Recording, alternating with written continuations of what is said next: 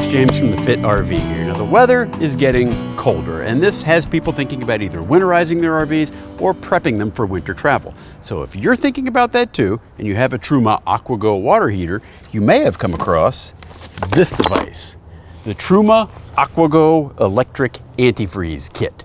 Now we've noticed that there are a lot of questions about this guy, and so we thought we'd make a quick video that covers 3 things. So the first is, what is it? What does it do? What does it not do? Number 2, how do you install it? And I'm going to install it here today, so you'll see that that'll be pretty straightforward. And then number 3, probably the most important thing, do I need one? Well, I can answer the first 2. I can handle those no problem. But when we get to that third one, that's a question that only you can answer. And that answer is going to depend on how you plan to use your RV, or not, during the winter months. So I can't answer that for you, but what I can do is tell you how we plan to use the electric antifreeze kit and why, and hopefully that will help you make up your mind about it. Okay, so first, what is the electric antifreeze kit? Now the best description is literally the first sentence of the instruction manual, and I'm going to read that right here. The Truma electric antifreeze kit keeps the Truma AquaGo instant water heater frost-free to -4 degrees Fahrenheit while you are driving or if there is no gas supply. That pretty much covers it. So the first thing I want to note is that this is only for the AquaGo heaters. If you have a Truma Combi or some other kind of water heater, you don't need this. So why does the AquaGo need it and the others don't? Well, here's why. The AquaGo is situated right here on the side of the RV. Now, it needs to be because there's a substantial burner in here because it needs that to warm the water up really, really fast. It takes a big burner. A big burner needs lots of combustion air and free exhaust that it can't get tucked away inside the rig like the Combi. So since it has to be right here on the outside, the AquaGo is faced with a lot colder temperatures than something inside the rig. And since there's water in it, we need to keep it from freezing up. Now, is the antifreeze kit mandatory? Absolutely not. There are 3 ways I can think of to keep the AquaGo from freezing in cold temperatures. The first is to drain it. That's sort of the gold standard of protection because if there's no water in it, it cannot freeze no matter how cold it gets. And the good news about the AquaGo is that it's incredibly simple to drain. Open it up, turn it off. You should turn it off on the panel inside as well. Open a hot water tap inside the RV to release the pressure, and then open the easy drain lever right here. Now I've already drained this one. And then you would just remove, I guess there's a couple little dribbles left in there. So that's one way to keep it from freezing. Now, the second way to keep it from freezing is just to keep it turned on. And you can use just eco mode for that. The AquaGo will keep itself from freezing as long as it's got power and propane down to -4 degrees. And to my mind, keeping it turned on, that's kind of the easiest way to keep it from freezing up. Now, the third way to keep it from freezing up is by using the electric antifreeze kit. And this is the main part of it right here. So you see, keeping the AquaGo powered up all the time doesn't work while you're driving. You see, think about it. You don't want to leave it, powered on while you're driving because, gas stations, hello, big old burner, fumes right near the outside. It would be pretty dangerous and irresponsible to keep this thing burning while you're driving because as good as the AquaGo is, it doesn't know if you happen to pull into a gas station. So not only that, but if you think about the wind while you're driving, right? So it's right here on the outside and 70-mile-an-hour winds going right by here. So it probably couldn't light anyway, even if you tried, because Truma has some pretty strict safety protocols, and the turbulent air and the negative pressure right here probably wouldn't even let the burner light. So that is why we have the electric antifreeze kit. It can safely keep the AquaGo from freezing while you're driving or at gas stations or what have you, because there's no flame. So in order to do that, this heater element will use up to 120 watts of 12-volt power. So you'll need to have battery power available in order to keep it running. So one final cool thing about the electric antifreeze kit is that you can leave it installed while you're running the AquaGo on gas in normal operation. You don't have to remove this device in order to use your water heater. Now there is a flue plug, and we'll get to that you'll have to install and remove, but that's it. You won't have to drain the AquaGo and remove the heating element if you want to use the water heater. So that's the what is it portion of the program. Now for the fun part. how do I install it? Okay, other important information. Installation and service must be performed by an expert. We'll see. Okay, installation instructions. Remove the access door. Easy enough. There we go. Switch off the AquaGo. All right. Oh, I switched it on. Now let's switch it off. Installing the holder. Attach the holder to the rear side of the access door, as shown in Figure 2. Now the holder is for this thing. So cold air can get up here into the flue as well, and so they give you this flue plug, which you are to install when it's cold. But obviously you can't run the heater like that, so you got to remove this when you're running the heater, and they want to give you some place to store it. So you have to put a little holder for it right there. And that takes, oh my, it looks like Torx screws. I got to get my Torx screwdriver. Hold on. This is the holder, and the way you install it is you just loosen these screws and you kind of keyhole that on there, and then you'll just clip the flue plug into there. So for those of you playing along at home, this is T15 Torx wrench or Torx screw. So I'm just going to unscrew them a wee bit, not taking it all the way off. Slip that bad boy on there. There we go. And then tighten them back down.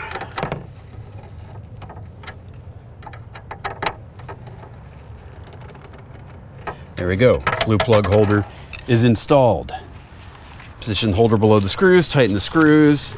Step 3 is complete. Step 4, clamp the plug beneath the holder as shown in Figure 3. Here's the plug.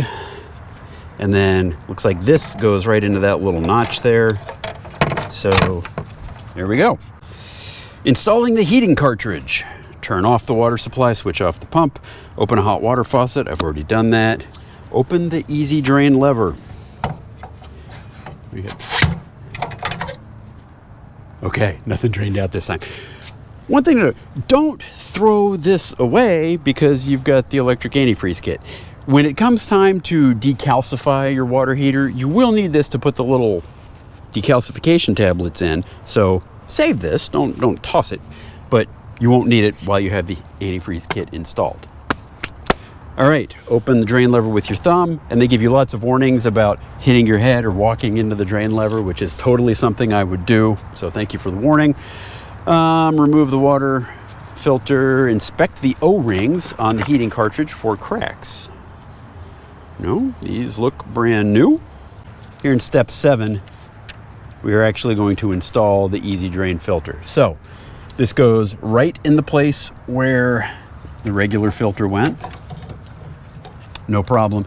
Then you're gonna want to watch out that you don't obviously pinch this this cable while you're closing this. So there we go. So far, so good. Now the electrical installation. During installation, you must align the contact sockets. Shown in Figure 5, remove the socket housing.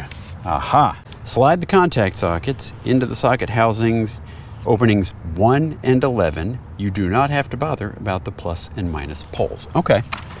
So, what this means, this is going to connect to this, right? So, thankfully, we don't have to worry about plus and minus because they're not labeled. So we're going to install these into locations 1 and 11, which are the two on this extreme end. Click. That's all the way in. Good. And it's all the way in. I'm giving it a tug. They are not coming out. You must attach the socket housing to the control unit again when you have removed it. It must lock in place. So now this goes back into here. Can you get a close up on that? That goes back into there. Cool. Lay the adapter cable and fix it in place with cable ties and connect the connection to the adapter cable. So in their drawing, they show it kind of tying to that and to that. And they are only tying this adapter cable. So let's get some cable ties.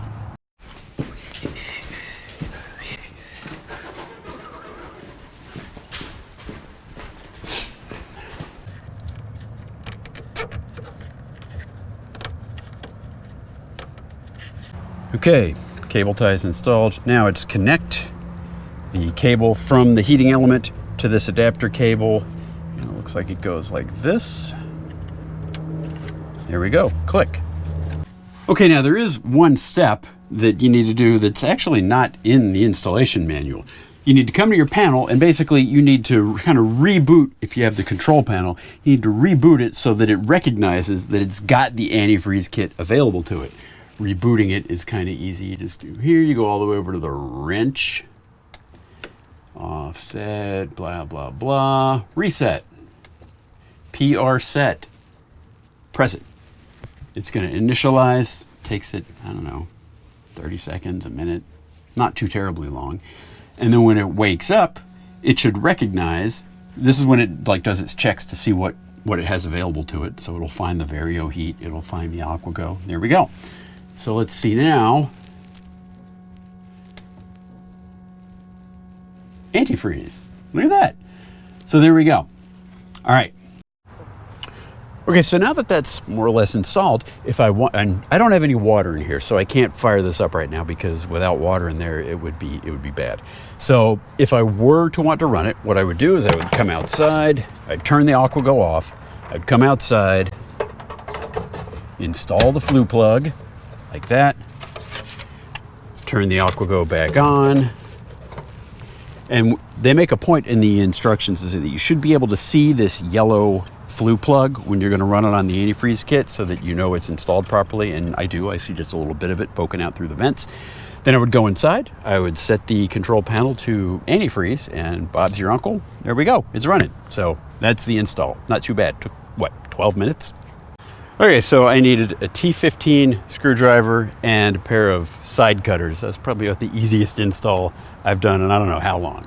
Okay, so finally, do you need one? Well, that entirely depends on what you intend to do with your RV during the winter months.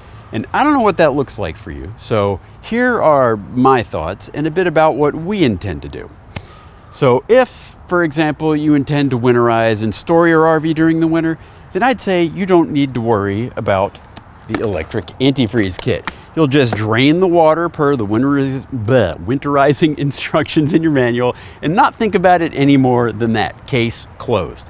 But that's not us. We don't full time, but we do use our RV during the winter quite a bit and with water in the system. So this is something we need to pay attention to. Now, I could drain the AquaGo before we took off on each leg of our journey. That would absolutely works. It only takes a couple minutes and it doesn't cost anything. But, and this is just a fact of life, our AquaGo has the recirculating pump. And when we drain it, some air gets into the system, obviously. And it can take a bit of running water through our hot water system before it gets back to normal again. So we'd rather avoid frequent draining of the Truma AquaGo if we can. And since we won't be driving with our water heater running on propane because dangerous, we will be rolling with the electric antifreeze kit.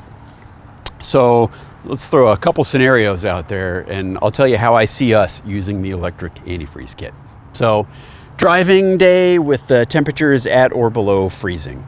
I will turn the antifreeze kit on, plug the flue, and start driving.